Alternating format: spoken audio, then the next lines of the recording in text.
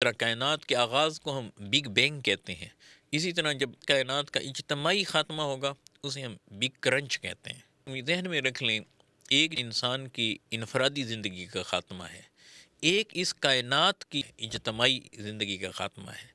انفرادی زندگی کے خاتمے کو موت کہتے ہیں، اور جب اس کائنات کا اجتماعی طور پر خاتمہ ہوگا تو اس کو قیامت کہتے ہیں۔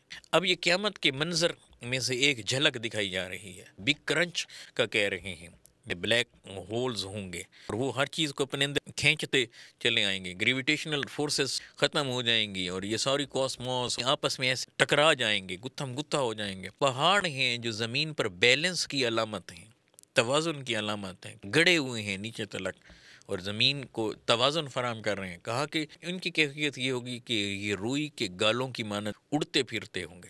تو یہ سارا کچھ کتنے خوبصورت الفاظ میں اللہ سبحانہ و تعالیٰ بیان فرما رہے ہیں۔ فرمایا القاریہ تو مل قاریہ وما ادراک مل قاریہ، فرمایا کھڑکھڑانے والی شدید کڑک، کہ اس شدت وہ جو آواز پیدا ہو اس کی طرف اشارہ ہے۔ تو فیل تو تب ہوگا نا جب یہ بپا ہوگی، مگر یہ لفظ دیکھیں کس طرح کے ہیں، کیسی کڑک ہوگی، ڈائریکٹ نہیں بیان کیا بلکہ دو سوال اس پر اللہ سبحانہ و تعالیٰ نے قائم کیا۔ فرمایا القاریہ مل قاریہ، وہ کھڑکھڑانے والی کیا چیز ہے، وہ شدید کڑک کیا ہے، زوردار جھٹکا دینے والی کڑک وہ کیا چیز ہے۔ پھر آگے دوسرا سوال کیا وما ادراک مل قاریہ، اور تمہیں کیا ادراک، وما ادراک، اور تمہیں کیا معلوم اور تمہارے فہم میں وہ چیز کیسے آ سکتی ہے، القاریہ وہ شدید کڑک کیا چیز ہے۔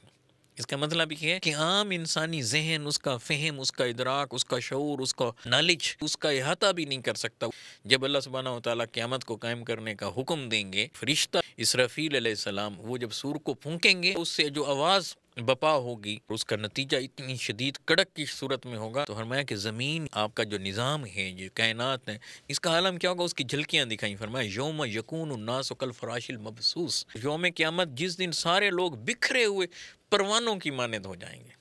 اب دیکھیں پتنگے کیسے اڑ رہے ہوتے ہیں، کوئی دائیں بائیں چراغ پر اترتے پتنگوں کو دیکھیں کیسے اس کے اوپر پڑ رہے ہوتے ہیں۔ وَتَكُونُ الْجِبَالُ كَالْعِهْنِ الْمَنْفُوشِ، یہ پہاڑ رنگ برنگ دھنکی ہوئی اون کی طرح، یہ جیسے روئی کے گالے ہوتے ہیں چھوٹے چھوٹے، یہ اڑ رہے ہوتے ہیں، ان کی یہ کیفیت ہوئی ہوگی۔ پہاڑوں کا یہ حال ہوگا تو باقیوں کا حال خود سمجھنے کے کیا ہوگا۔ اینڈ لیس لائف ہے وہاں پر، نہ ختم ہونے والی زندگی، موت بھی نہیں آئے گی۔